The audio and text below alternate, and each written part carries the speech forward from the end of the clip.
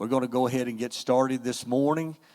First up today is the Gaston Bulldogs and Coach Derrick Sewell and two of his guys here today. And Coach, if you'd let them introduce themselves, or you can introduce them, then some opening comments from you, and we'll get it kicked off that way. Okay, you can. My name's Nate Oliver. I go to Gaston High School, number 44. I'm a senior. My name's Keller Skaggs. All right, Jeff, I thank you guys for doing this. I think this is a cool opportunity, not only just for the kids, but to give, the communities represented some kind of insight into what their programs are looking like. This time last year, I didn't know if I would, that I would be at Gaston. This was not something that I was pursuing. I wasn't unhappy where I was. It's just there had always been some timing issues until the timing was right. And it was right.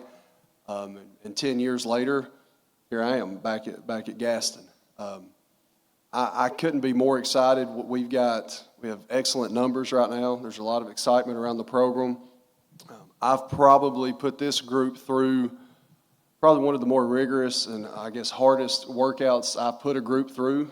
But I think when you're trying to turn the tide and you're trying to get back to a winning tradition, it's got to start somewhere. And I've had people around the community, and then some of you guys in the media want to point out my success. And I know I get to be the one that gets it written by my name, but any success I've had has always been because of a group of players who are willing to buy into what was hard. And this group's doing that. Now, what will that mean on a schedule? I don't know. But what I do know is this group is ready to match up with anyone in our region, anyone on our schedule. And I can't say enough about how excited I am about this particular group. And I would be remiss if I didn't take the opportunity to thank the Gaston community again. And I've thanked them ad nauseum since I've got this job. But I am thankful to Miss George and Mr. Tant for entrusting me with this football program. And they were not shy about saying we want to hire someone to turn the program around. And that's not an indictment on anybody. And I said it, and I'm going to go ahead and say it again. Matt Harris and Alan Beckett did not leave this place in a bad standing. I'm not taking over a group of kids that are inept when it comes to football. They're ready to play. They're ready to win. And I think that's, a little head nod back to those guys that I've replacing. But again, I'm excited to be back. Like I said, I spent the first part of my career there as a head baseball coach and learning how to be a football coach under Swain Morris, for better or worse sometimes. But again, I'm excited. It's good to be a Gaston Bulldog. Coach, you mentioned numbers. Talk about how many's in the program. I know you weren't there last year, but kids that were starters for you, maybe in different positions, but how many of those in the type of experience coming back for this team this year? Yeah, so we have, 7 through 12 for this coming year. We're going to have 67 kids in the program. We have 31, 10 through 12, and we have 36, 7 through 9. Now, what that allows us to do is on a Friday night, we're going to dress 35 kids. We have 4 underclassmen that will, at some point sooner than later, need to have some Friday night experience. But for the most part, we're able to go a 10 through 12 varsity roster, which is exciting. We do have some people that, the coaches that were already there did a very good job of letting me kind of evaluate and decide. And a lot of where these guys are playing is really where they would have played. Both of these guys are going to be in the backfield in different areas. Nate will be on the defensive line as one of our anchor defensive linemen. Nate will be an outside, or not Nate, but Keller will be an outside linebacker for us. So position-wise, really everybody is kind of getting to play in the position that they're used to. My job is to maybe try to give them a little more knowledge of their position and really spend a lot of time on technique and scheme so that they can play fast inside that position and inside that system. As far as returning, I think we're about 5 or 6 returners on both sides of the ball, and maybe they weren't starters at all the time last year, but they had a lot of experience, so I kind of call them returning guys. this summer, getting there in April, we just spent a lot of time, hey, this is who we want to be on offense, this is who we want to be on defense, from the high school team down to the junior high team. And with those numbers, it has allowed for, and I hope these two would attest to that, healthy competition, which is, I think, going to make us better because, I had a conversation with the quarterbacks today. That position's not won yet. You got to win that position, and I think that's good for Gaston football if we're having to win positions. And again, it hasn't been that way for them in the past, and so I think, and what I think is the great thing is that'll happen in the 7 through 9 team as well. That'll happen all the way down through. So, and hey, look, a shout out to Gaston Youth because we had our camp last night, our young dog camp, and we had 50+ campers at that. So they've got all 3 teams. 20, about 20 on each team, and it was a great night. So things from an excitement and participation standpoint seem to be growing out at Gaston. Coach, you mentioned the new players. Talk about the guys who haven't played in the past from the basketball team like Adonis and Devin, what they're going to bring, and kind of the excitement they bring because, of course, they're coming off a great season. Yeah, absolutely. I don't usually like to get into bragging on individuals too much, but I think even these two would attest to it. They're different. That's going to make us a different ball team. Okay, Devin and Adonis bring a lot of energy, a lot of excitement, a lot of athleticism to what they're able to do. And again, it breeds competition amongst our other positions. It lightens the load on these two. They don't, there's things they can take on.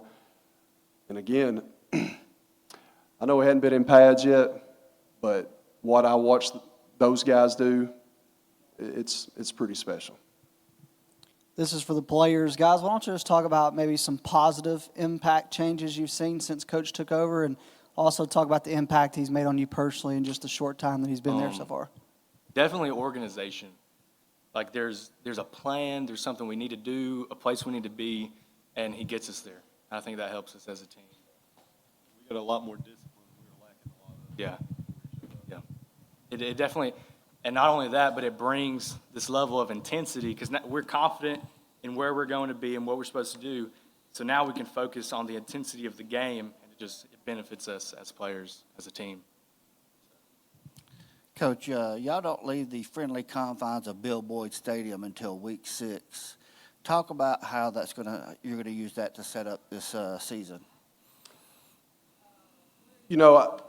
Obviously, I think learning to be successful at home is what you would want. So we're going to have there's pros and cons of it.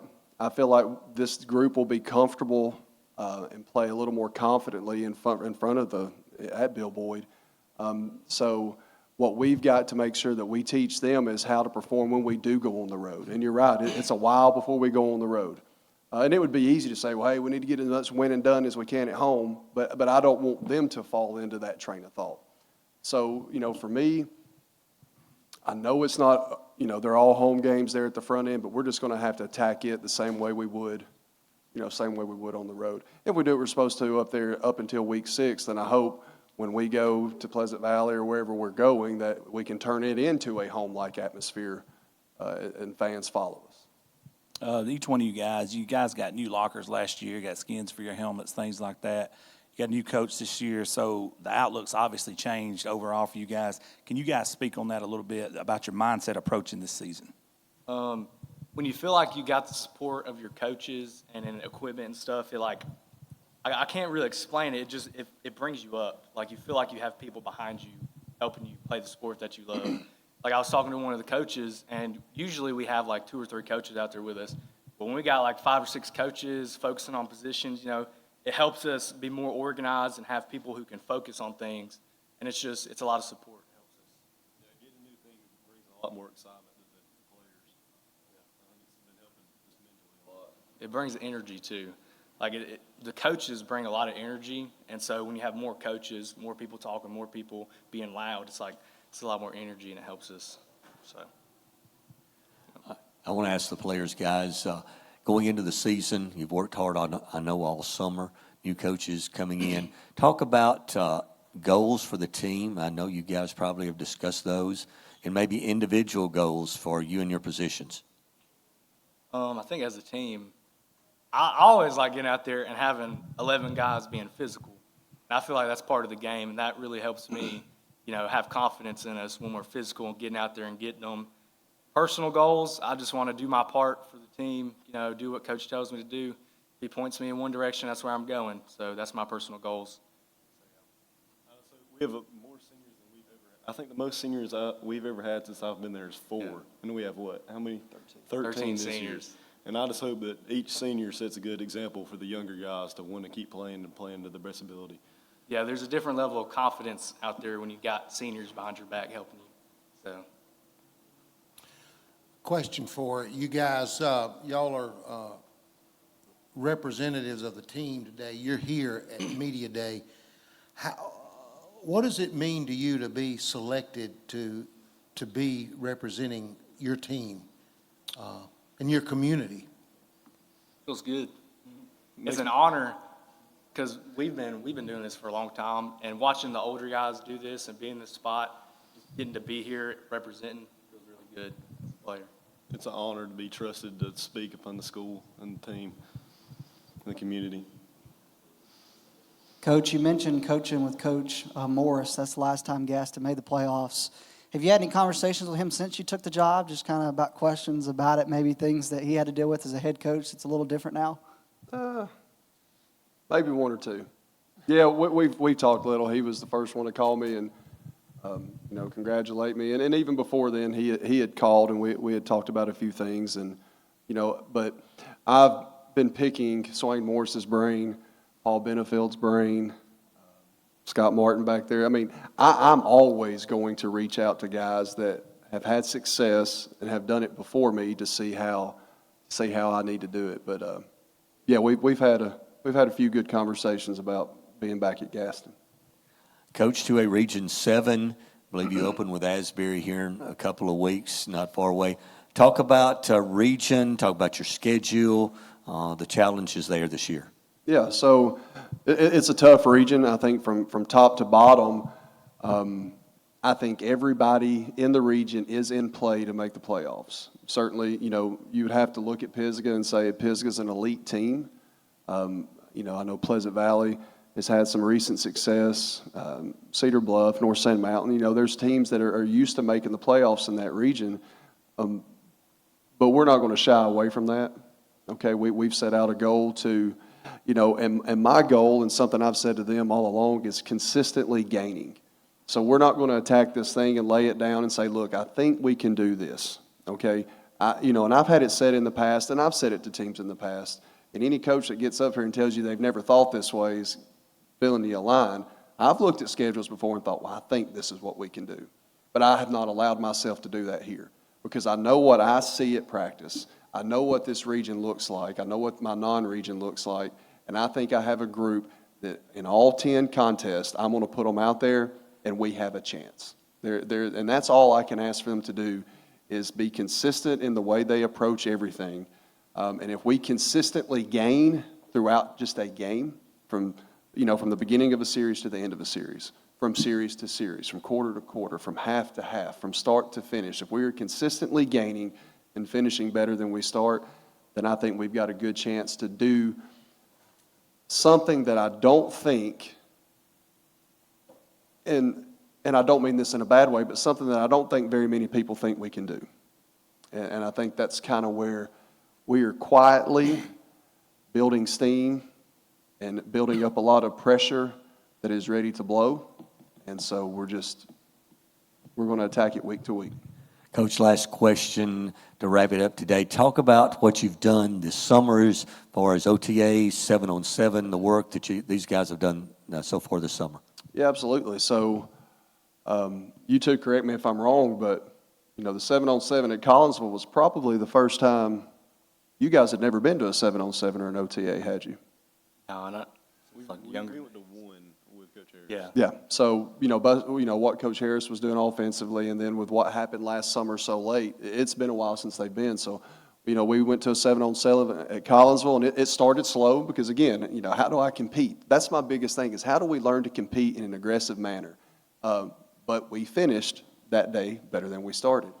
We went to Sylvania for a full-team OTA, and that's where, try to make sure I say my words carefully, that is where I knew we have a chance to do things that people do not expect us to be able to do. All right, we went up there and competed very well against a very well-coached football team, a very athletic football team. And then we finish up this Thursday. Raglan comes over and we do a 7-on-7. I try to find a fine line on. I don't want it to be just a mundane experience in the summer where you're just doing this over and over. But at the same time, I don't want to run their legs off of them, with all those. And I'm a worry bug when it comes to injuries. When you're doing things that you don't necessarily have to be doing, but then somebody gets hurt during that time. That bothers me. But this summer, man, attendance-wise, I can't complain. We've been there. We've come out of this summer so far, pretty healthy. So there's just a lot to be excited about. And I do not know what that means for wins, losses on a schedule. But again, we understand we're attacking it week to week. Thank you, Coach. Thank you, guys. Good luck to the Bulldogs this year. All right, thank you, Thanks for guys. participating today.